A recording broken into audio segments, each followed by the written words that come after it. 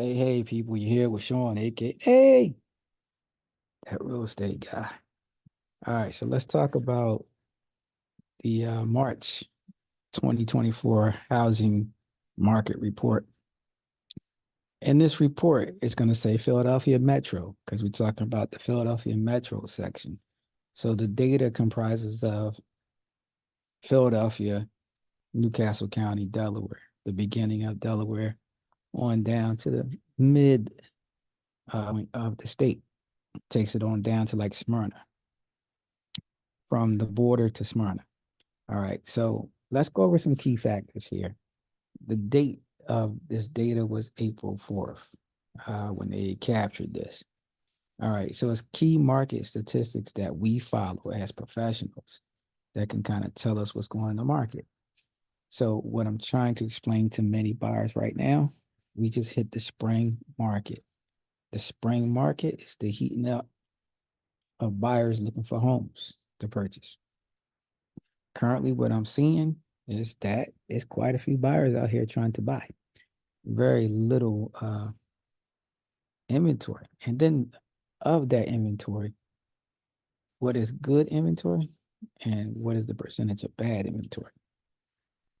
Every last home that clients of mine have selected as their favorite houses that they want to see, potentially purchase, have gone under contract, and it's gone under contract pretty quick. It has ramped up in the last few weeks. So what does that mean? I'm gonna dive into what it means. I'm gonna dive in to what data really means and how you can read data that can help you make decisions. All right. So what does this really mean in true layman terms? The best looking house is going to have multiple offers. Now that could range. It could be a few, maybe two, or it could be quite a few, like eight. Depends on the house, depends on the location, depends on the price. All right, so let's look at some key factors though. Let's look at what happened over the last few years. All right, closed sales. If you go back to 2023, just look at that. Just look at that. We're in March. That's down compared to last year. But look at what's up and look at the percentage. I wrote on my page, we may be expecting the market to be 8 to 10% higher than where it was at before. I'll explain the reason why. So over the 2023, 2024, look at the difference. That was the median. This is now the median. This is the percent. So the person that purchased here today, home is worth 7.7% more. That's a smart purchase. That's equity. Almost built-in equity within a year. Now, let's look at this though.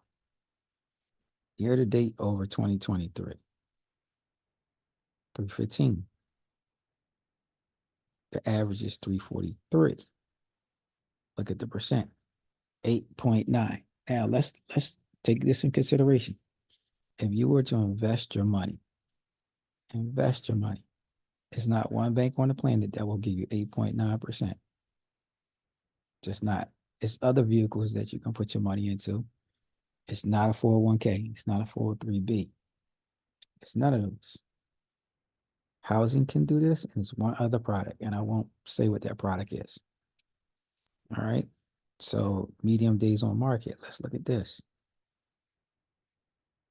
Back in 2023, it was 18.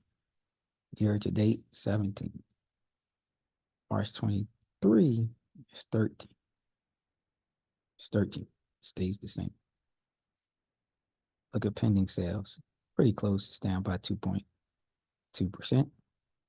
New listings down by 11. Okay. Active listings down by 2.8. Month worth of inventory. Like this is key. This basically tells you how fast a market will run out of inventory. We'll have nothing to sell. All right, now it's gonna fluctuate. Now we just looking at the Philadelphia metro area. This is all combined. The data is all together, right? But let's look specifically, you know, let's look at Pacific data. Let's get down to the local market. All right. Now, in the Philadelphia County, um, the difference between sales, closed sales is negative 0.12.4. All right. So that's down. Inventory is down. Let's look at Newcastle County. It's down 8.6. Right.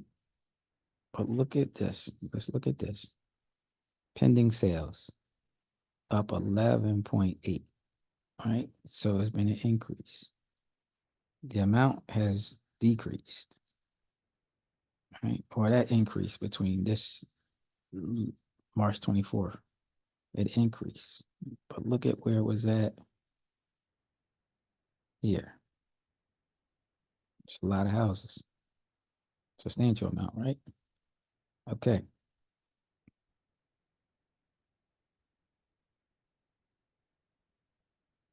Let's scroll back up.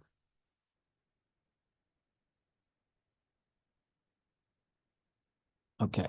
So let me address something, the elephant in the room. All right.